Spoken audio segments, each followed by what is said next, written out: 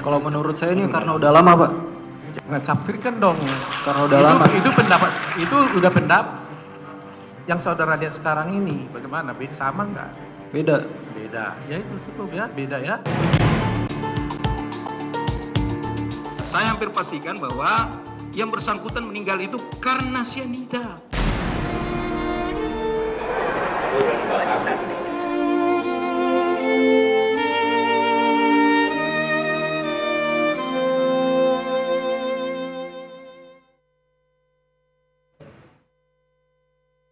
Ya, pemirsa, Anda masih menyaksikan breaking news persidangan dengan terdakwa Jessica Kumala Wongso dengan korban Wayan Mirna Salihin, kali ini bersama saya Anissa Dasuki.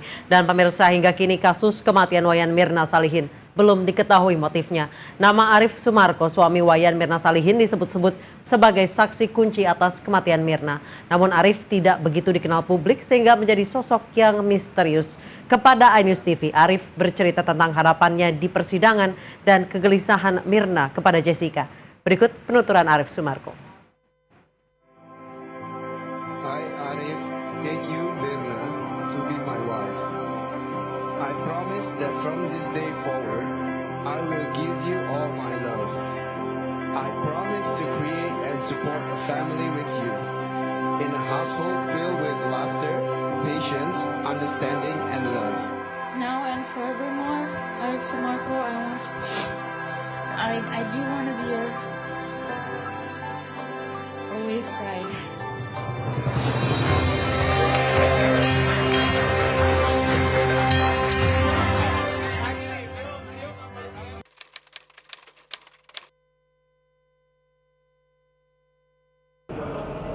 Ya, di awal saya ingin keadilan untuk istri saya gitu. Saya baru sebulan menikah, tiba-tiba dia diambil dari saya begitu aja. Dan saya nggak bisa terima gitu. Saya ingin proses hukum berjalan, apapun yang terjadi kepada istri saya harus dibuka, dan saya ingin pelakunya dihukum.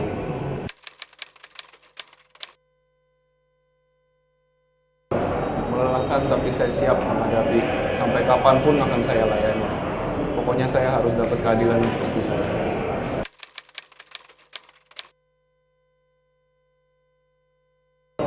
Benar, waktu itu pada tanggal 5 Desember, Jessica ada menghubungi Mirna via SMS. Dia bilang, "Mir, Jess nih, gua lagi di Singapura, lagi menuju Jakarta. Ketemuan yuk kalau sempet." Nah, terus Mirna membalas, "Oh my god, Jess, we must, nanti kabarin aja ya," gitu. Terus percakapan itu berlanjut ke WhatsApp.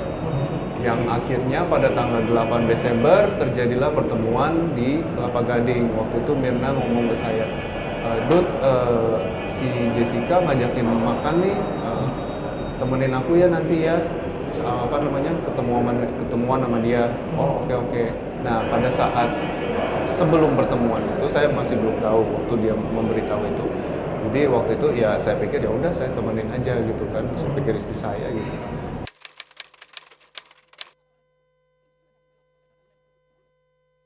Jadi setiap perkataan yang dilontarkan oleh Jessica itu tidak sebanding dengan emosi yang dia pancarkan saat itu. Jadi seperti seolah-olah itu kayak kita kalau ngomong sama dia itu tidak friendly orangnya. Jadi kayak kita cerita happy tapi emosinya tidak mencerminkan happy. Jadi kayak seolah-olah kayak ada yang disembunyikan sama dia. Kemarahan tidak, tapi dia menyembunyikan sesuatu. Kita bisa merasakan itu. Kebencian?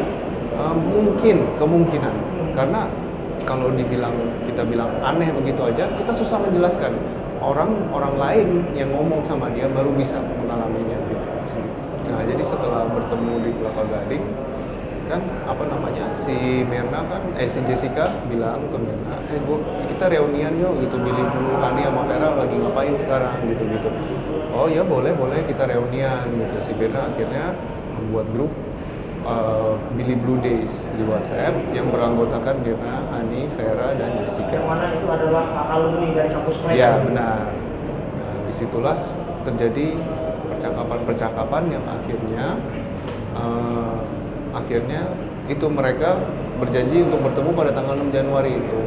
Nah, setelah mengantar Jessica balik ke rumah, karena Mirna melihat ya tingkah laku Jessica yang kurang friendly, kurang itu, dia mulai terbuka pada saya. Dut, waktu Oktober 2014, Dut itu panggilan Mirna ke saya. Oktober 2014 aku kan pernah ketemu Jessica di Australia. Nah waktu itu Jessica sempat cerita ke aku masalah pacarnya. Dia bilang, Mir, cowok gua itu suka ngobat, suka jahat sama gua, suka kasar sama gua. Pria bule yang disebut-sebut. Pria bule yang disebut-sebut itu, dan suka ngutang sama gua. Nah, Mirna ini paling anti 3 hal ini. Dia paling benci pokoknya kalau dengar hal ini. Dan Mirna itu orangnya belak-belakan. Kalau dia ngomong bego ya bego, kalau ngomong tolol ya tolol. Nah, mungkin apa yang dilontarkan Mirna kurang enak didengar mungkin sama Jessica, dalam artian lu bego banget gitu loh, kenapa lu mau sama cowok yang kayak gini, udah tahu dia nyakitin lu, udah tahu dia ngutang sama lu, udah tahu dia narkobaan. Oktober 2014 waktu Mirna kesana ya.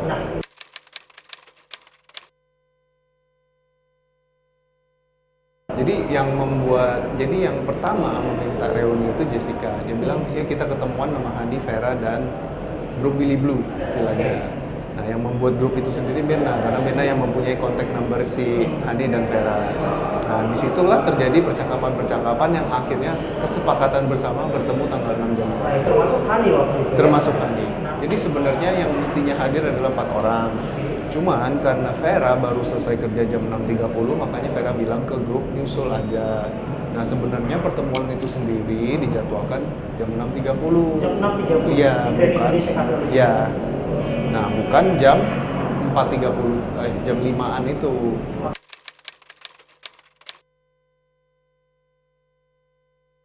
Saya nganter dia, kan saya beli Bounty N, terus saya bilang ke dia, kamu abis ini ketemu Jessica sama Hani kan, sama si Vera. Iya, terus ini aku telepon Hani dulu deh, aku mau bareng dia aja, aku nggak mau langsung ke sana duluan. Oh ya udah, yang penting kamu ada nemenin kan, aku bilang kayak gitu karena Mirna pernah cerita begitu saya. Nah iya nih Hani udah deket katanya, ya udah aku pulang ya, nanti jam 8.30 aku jemput kamu lagi gitu.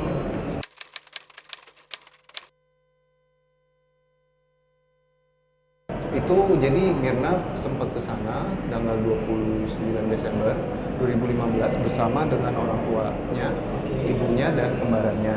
Oke, ada Pak Edi, ada juga Ibu situ. Pak Edi tidak ada. Pak Edi waktu itu tidak ikut. Jadi waktu itu Mirna sempat pesen Vietnamese Ice Coffee yang sama, dan Mirna sangat suka minuman itu. She did love it. Ya, she love it. That's why makanya di sana si Mirna bilang, "Damn, I love that Vietnamese Ice Coffee." Oke.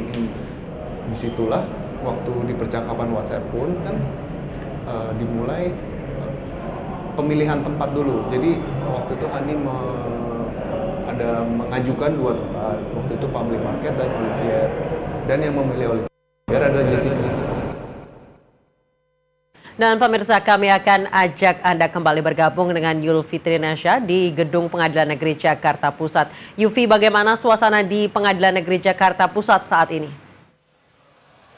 Ya, terima kasih Anissa Dasuki. Saya saat ini masih berada di Pengadilan Negeri Jakarta Pusat dan masih terkait dengan sidang ke-13 dari kasus pembunuhan Wayan Mirna Salihin dengan terdakwa tunggal Jessica Kumala Wongso yang lagi-lagi untuk hari ini mendengarkan keterangan dari saksi ahli. Saksi ahli yang dihadirkan pada hari ini adalah Dr. Natalia Widiarsi Raharyati yang merupakan psikiater dari forensik yang diminta oleh tim penyidik untuk memeriksa kejiwaan dari terdakwa Jessica Kumala Wongso dan juga 2 orang saksi lainnya, yaitu Rangga, barista dari Cafe Olivier, dan juga Agus Triyono yang merupakan pelayan dari Cafe Olivier. Dan hasil kesimpulan yang didapatkan dari pemeriksaan tersebut menyatakan bahwa Jessica dinyatakan tidak memiliki gangguan kejiwaan berat dan Jessica dinilai kooperatif dan juga baik dalam melaksanakan penyelidikan sejauh ini. Berbeda dengan Rangga dan juga Agus Triyono yang dikabarkan melalui kesimpulan bahwa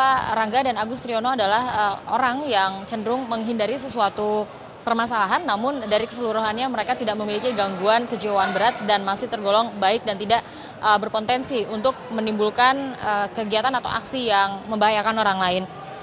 Sementara itu, pada tanggal 2 Maret, Rangga dan Agus Triyono diperiksa dan seluruhnya dinilai kooperatif dan ada langkah-langkah yang dilakukan oleh tim yang terdiri dari 11 orang dan yang masuk dalam BAP adalah Dr. Natali menyatakan bahwa ada 5 prosedur yang dilakukan untuk mengungkap jati diri seseorang berdasarkan sisi psikiater forensik. Dan diantaranya adalah melakukan wawancara secara terstruktur dan dilihat dari wawancara tersebut terdapat sejumlah inkonsistensi yang dikeluarkan oleh Jessica Kumala Wongso. Dan terkait dengan inkonsistensi tersebut ada poin-poin yang digarisbesarkan yaitu terkait dengan wawancara Mirna, maksud kami terkait dengan Mirna yang ada di CCTV bahwa Jessica mengatakan bahwa Jessica berusaha untuk menolong Mirna pada saat kejadian, sementara jika dilihat dari CCTV tidak ada upaya dari Jessica untuk menolong Mirna pada saat kejadian. Kemudian di wawancara juga dinyatakan bahwa pada tanggal 7 dan 8 Januari 2016 pasca kematian dari Wayan Mirna Salihin, Jessica tidak datang ke rumah duka Mirna karena Jessica sedang sakit dan baru bisa datang pada tanggal 9. Sementara jika ditanya berdasarkan pemeriksaan di awal, Jessica menyatakan bahwa dia tidak pernah menderita penyakit berat seperti asma dan lain sebagainya. Sementara pada tanggal 9 dia baru bisa datang ke rumah Mirna karena diduga mengidap penyakit asma yang kambuh setelah sekian lama tidak pernah mengidap. Dan kemudian ketika ditanya apakah Jessica pernah pernah dirawat inap, namun Jessica mengatakan bahwa Jessica tidak pernah dirawat inap. Padahal menurut catatan dari kepolisian Australia bahwa Jessica sempat beberapa kali masuk rumah sakit dan dirawat inap karena percobaan bunuh diri yang pernah dia lakukan. Kemudian ada lagi keterangan yang inkonsistensi adalah ketika Jessica mengatakan Hani tidak bisa dihubungi pasca peristiwa tersebut terjadi karena ada desakan dari keluarga Hani, namun hal itu dibantah melalui bukti yang ada pada handphone Hani, percakapan melalui aplikasi WhatsApp di mana Hani pernah beberapa kali menghubungi Jessica namun Jessica justru tidak membalas. Dan kemudian dari pemeriksaan memang tidak ditemukan seperti gangguan jiwa berat, namun pada saat Jessica menemukan sebuah tekanan, terdapat reaksi emosional yang meningkat pada saat tersebut. Ini berbeda sekali dengan tayangan CCTV yang memperlihatkan Jessica hanya dalam kondisi yang begitu tenang.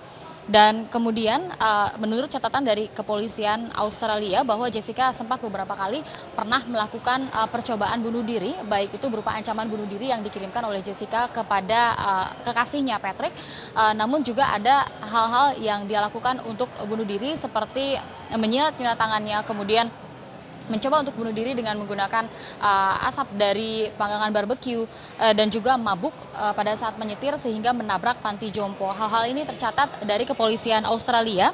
Namun pernah juga Jessica pada bulan November ini justru meninggalkan not seolah-olah jika dia telah berhasil melakukan bunuh diri, hal-hal tersebutlah yang harus dilakukan oleh seseorang yang menemukan jasadnya.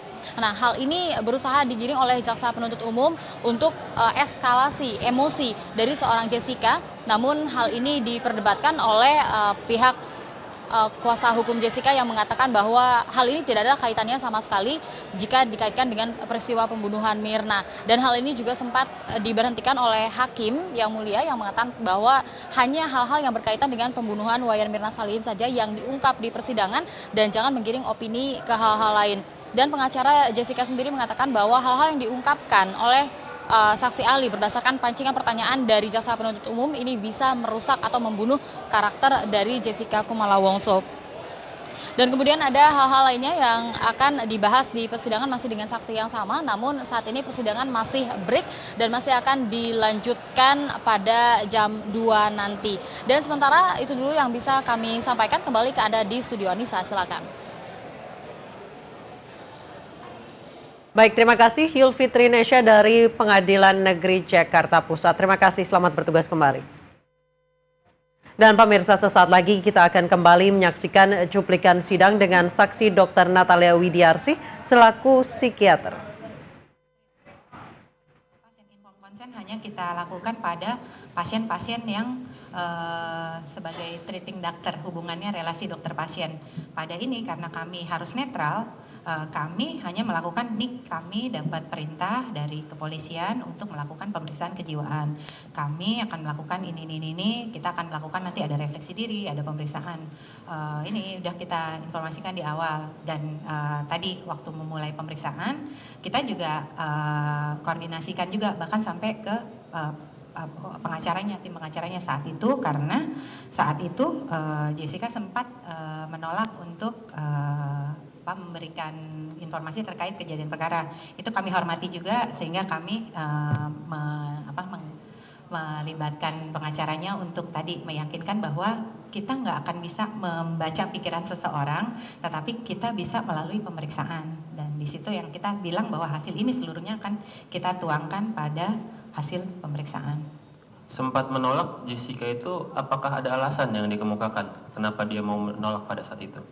Menolak sih lebih ke arah direfleksi diri. Dia sih setuju untuk dilakukan pemeriksaan, dia bukan yang tidak kooperatif, saya nggak mau gini-gini, enggak.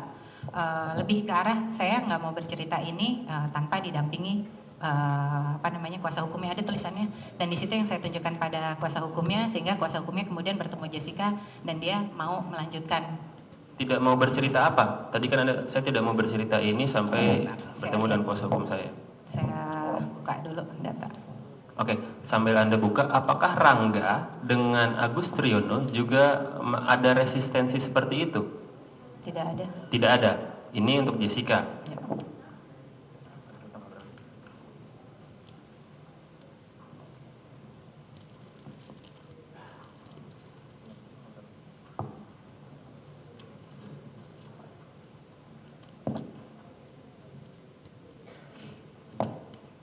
Di sini di nomor 1 di refleksi diri kami minta ceritakan mengenai kronologis kejadian perkara yang Anda alami. Jawabannya, mohon maaf saya menolak untuk menceritakan kembali kronologis kejadian karena sudah dicatat resmi dalam BAP dari pihak kepolisian dan saya tidak diperbolehkan untuk menulis apapun sehubungan dengan perkara tanpa didampingi pengacara. Jadi artinya buat kami menilai Jessica paham betul hak hukumnya dan dia mengerti betul setiap tindakannya, itu saja yang kita nilai. Tapi tadi karena kerja kami harus memeriksa langsung, tentunya tadi kita mengkomunikasikan hasil ini ke tim hukumnya sebelum kita melanjutkan lagi ke proses selanjutnya, seperti itu. Baik, saya lanjutkan. Ini di halaman 18 Visum et Repertum Psikiatricum terdakwa, di sini ada hasil pemeriksaan MRI. Ya, dibuka dulu.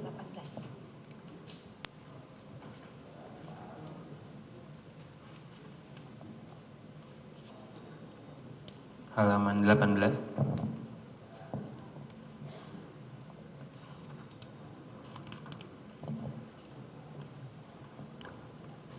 Sudah, hasil pemeriksaan MRI. Di sini ada kalimat terakhir untuk hasil pemeriksaan MRI. Namun hal ini dapat menjadi satu faktor resiko untuk terjadinya gangguan regulasi emosi bila terperiksa berhadapan dengan tekanan yang besar tanpa disertai dukungan sosial yang baik dan diperberat dengan penyalahgunaan alkohol. Bisa Anda jelaskan maksudnya seperti apa? Apa dampaknya apabila keadaan ini diperberat lagi dengan adanya penyalahgunaan alkohol? Efeknya apa? Kenapa ini kami bunyikan? Karena dari hasil pemeriksaan EEG tidak ada kelainan, tapi dari hasil MRI memang di gambaran otaknya terdapat gambaran perivascular Virchow-Robin space di daerah ganglia basal. Nah, kalau secara statistik pada penelitian beberapa orang dengan gambaran ini ditemukan 10% pada orang dengan gangguan regulasi emosi. Nah, kalau kita lihat gambarannya pada Jessica selama pemeriksaan, selama menghadapi kasus, termasuk dari hasil pemeriksaan kita selama di Australia, kita lihat sebenarnya Jessica tidak memenuhi gambaran tadi memiliki gangguan regulasi emosi gitu, memenuhi di akses satunya ada depresi atau apa itu kita nggak lihat. Tapi kita memang lihat ada bisa jadi faktor risiko gini. Kalau kita udah punya kecenderungan toleransi gula terganggu, begitu kita makan ngaco, itu akan muncul diabetes kita. Ini yang kita perlu lihat bahwa apakah ini kalau secara kedokteran punya resiko untuk meskipun hanya 10% kalau dari kepustakaan itu dinyatakan gangguan regulasi emosi. Apalagi kita lihat tadi di aksis 2-nya kepribadiannya orang Jessica itu tipe yang butuh saat dalam tekanan dia butuh orang untuk dekat dengan dia, membantu dia. Nah, saat dia dalam tekanan dengan adanya daerah otak yang meregulasi emosi, kemudian juga tadi dia menggunakan alkohol, bisa jadi potensi tadi jadi lebih besar. Makanya kita ngomong resiko, bukan bahwa ini fakta, tapi tadi kita bisa secara statistik memikirkan bahwa kalau kita tadi dengan resiko diabetes, kita makan, nggak jaga pola hidup, nggak olahraga, ya jadi resiko tadi. Maksudnya potensi regulasi emosinya itu terganggu dengan adanya penyalahgunaan alkohol itu? Penyalahgunaan alkohol, termasuk lagi ada stresor berat, nggak ada dukungan, termasuk tadi area otak ini. Jadi memang secara kita duga mungkin bisa berhubungan.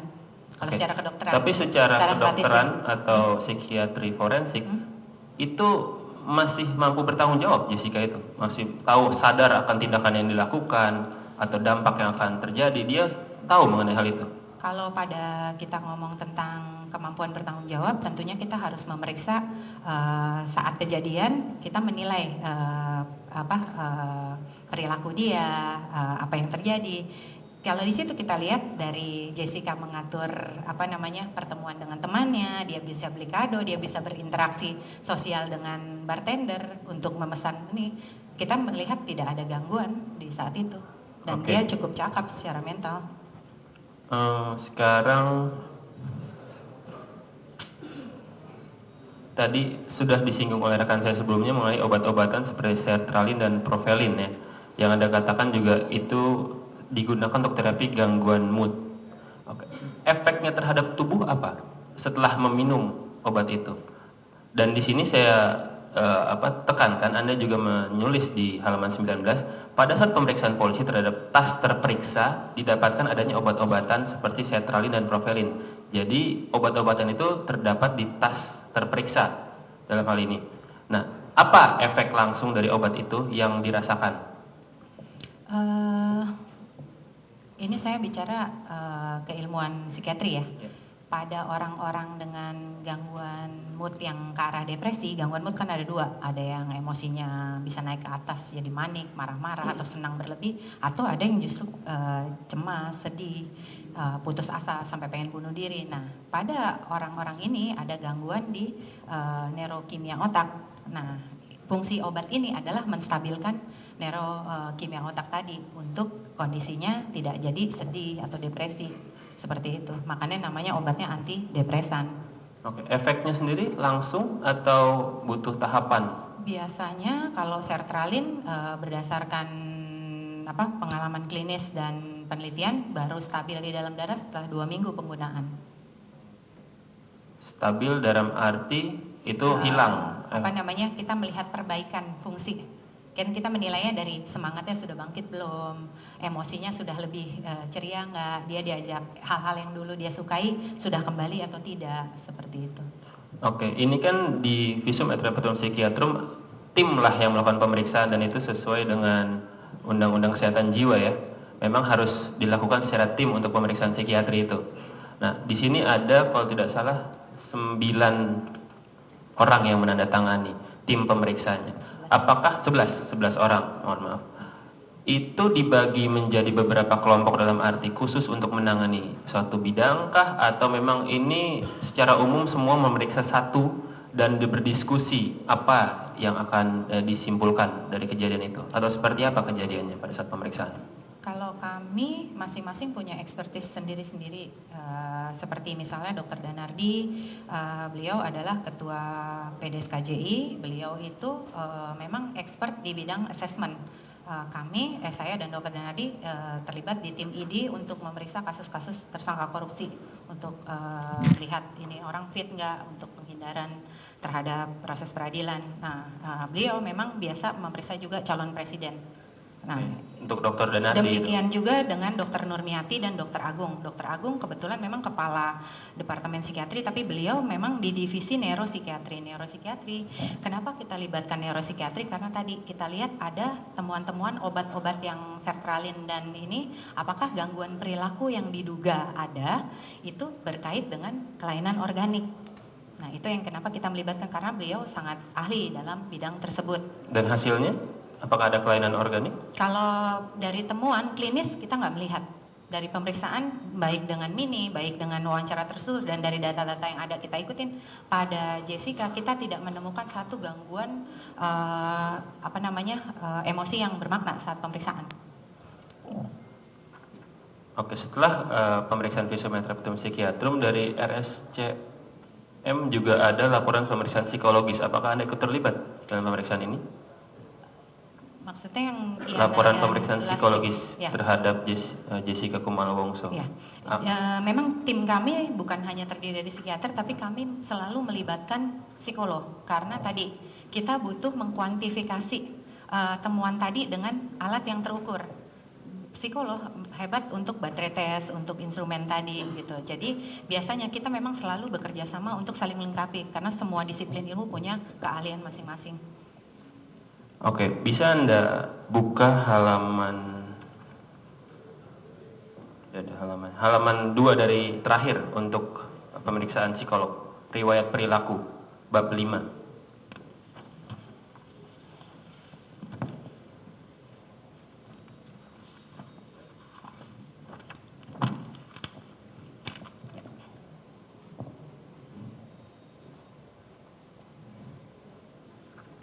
Ini data yang tadi Anda katakan mendapat dari Australia itu atau seperti apa? Kami tim memang yang pergi ada psikiater, ada psikolog. Nah, psikolog, jadi kami memang saya kebetulan mengetahui bahwa data ini memang kami dapat dari catatan kepolisian New South Wales yang di endorse dengan MLA. Dari data itu yang kita tahu bahwa beberapa kali dibawa oleh tim kesehatan sana, mereka sistem kesehatannya sudah jalan, jadi setiap ada pelaporan yang dikatakan seseorang kemungkinan bisa menyakiti dirinya atau membahayakan dirinya, tentunya bisa dijemput. Oke, di sini juga dikatakan ada poin keempat, ada indikasi menyakiti diri sendiri, misalkan melakukan percobaan bunuh diri dengan cara mengiris pergelangan tangan kirinya dengan pisau dan meracuni diri sendiri dengan menggunakan asap panggangan barbecue. Selain itu ada indikasi menyakiti orang-orang yang dirasakan tidak mendukungnya, misalkan merusak mobil mantan pacar, mengancam akan menyakiti atasan dan orang tua atasannya.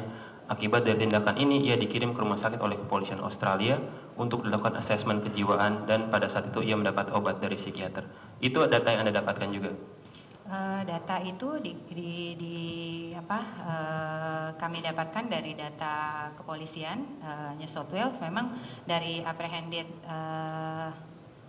violence order itu dikatakan diduga bahwa Jessica saat marah itu diduga melakukan perusakan pada mobil, meskipun tidak dinyatakan secara langsung pelakunya adalah Jessica. Tapi di sini ada kata indikasi menyakiti orang-orang yang dirasakan tidak mendukungnya. Apakah itu bagian juga dari kekerasan itu? Kalau kami menilai, kalau sebagai psikiater, ini kan penilaian psikologi. Oh iya. Kalau kami menilai justru ini adalah bukan dari dalam tuh kita pengen nyakitin, lebih ke arah konsekuensi gitu. Saat kita disakiti kita berespons kembali gitu kan, ada aksi ada reaksi. Justru, saat kita disakiti ada reaksinya, kita menyakiti orang yang itu. Betul. Maksudnya orang tersebut. Saat punya harapan yang kita lihat di pola Jessica itu pada Patrick, dia kan punya harapan besar, dia sudah membantu dan ternyata Patrick selingkuh. Kalau di catatan-catatan itu tentunya pasti akan ada respons emosi balik. Itu kan data yang Anda dapatkan karena memang datanya hanya seputar Patrick ya. Apakah Anda mendapatkan data seputar hubungan Jessica dengan Mirna? Apakah juga ada indikasi atau data yang Anda dapatkan bahwa sebenarnya ada harapan dari Jessica atau akhirnya harapan itu tidak ada, akhirnya disakitilah orang tersebut? Kami atau data itu tidak ada? Data itu kita tidak ada. Tapi indikasinya adalah menyakiti orang-orang yang dirasakan tidak mendukungnya, itulah indikasinya. Kalau orang yang dekat yang dia berharap bisa membantu dan kelihatannya tidak ini ada kecenderungan dia bisa berperilaku impulsif. Taraf menyakiti seperti apa? Apakah ada derajat ya sampai sejauh mana dia akan menyakiti orang tersebut? Terlihat tidak dari sudut pandang psikologi, psikiatri forensik? Kalau yang kami coba potret berdasarkan eskalasi waktu maupun tindakan realisasinya, mulai dari Januari, sebentar saya coba lihat catatan. Pada Januari 2015 tanggal 28 itu hanya sifatnya ancaman. Jadi dia mengancam akan bunuh diri, dia telepon Patrick. Kemudian, Januari ancaman sifatnya. Dia sempat dibawa masuk ke RS Concord. Nah, namun pada tanggal 29 saat dipulangkan dari Concord jam 2.30, ternyata dia melakukan suicide attempt tadi yang membuat upaya bunuh diri. 29 Januari. Tadi Januari yang pertama tanggal berapa? 28 tuh cuman hanya sekedar ancaman. Oke, 29 eskalasi berarti naik. Naik. Oke, setelah itu dari 29 Januari. Dari Januari baru mulai adalah peristiwa DUI itu driving under influence. Ini yang sampai menabrak nursing home yang sampai itulah waktu Jessica menabrak panti jompo itu. Ya. Itu tanggal 22 Agustus. 22 Agustus. Ya. Itu kita lihat saat itu kita mencoba memotret dari orang-orang yang mengenal dia, hanya Kristi yang bicara bahwa ada kemungkinan kita hanya mendengar ya, itu ada kemungkinan masalahnya tetap Patrick gitu. Jadi apakah karena tadi Patrick hubungannya enggak ini jadi pakai minum alkohol sehingga jadi nabrak? Itu kita hanya memotret di situ. Nah, kemudian dikatakan menurut Kristi September itu J putus, kemudian Oktober, jadi dari Januari baru mulai melakukan suicide attempt itu 26 Oktober itu dengan menggunakan mencoba meracuni dengan panggangan barbecue. 26 Oktober. Itu dia masuk ke rumah sakit Royal Prince Alfred Hospital. Oke, dari sudut itu ada lagi? Masih ada lagi? Ada, kemudian di November tanggal November tanggal 15 dia juga suicide threat, kemudian 16-nya suicide threat lagi, menelpon Patrick lagi. Di sini tanggal 15 suicide threat tapi ditemukan ada pisau, ada Scott, ada alkohol ya, dan ada alarm asap yang ditutup plastik. Jadi itu juga diduga sudah mau melakukan tapi akhirnya tidak. Jadi dari laporan polisi ini semua kita ambil. Kemudian tanggal 22 tadi 16 telepon Patrick mengancam melukai diri. Kemudian tanggal 22 November 22 November itu suicide attempt, intoksikasi alkohol dan suicide note. Di sini ada suicide note-nya. Suicide note-nya menyatakan apa? Pesan bunuh diri maksudnya suicide note ya. Ada kayak catatan bahwa dia saat menemukan mungkin sudah meninggal. Oke. Apa yang ditulis? Saya coba lihat.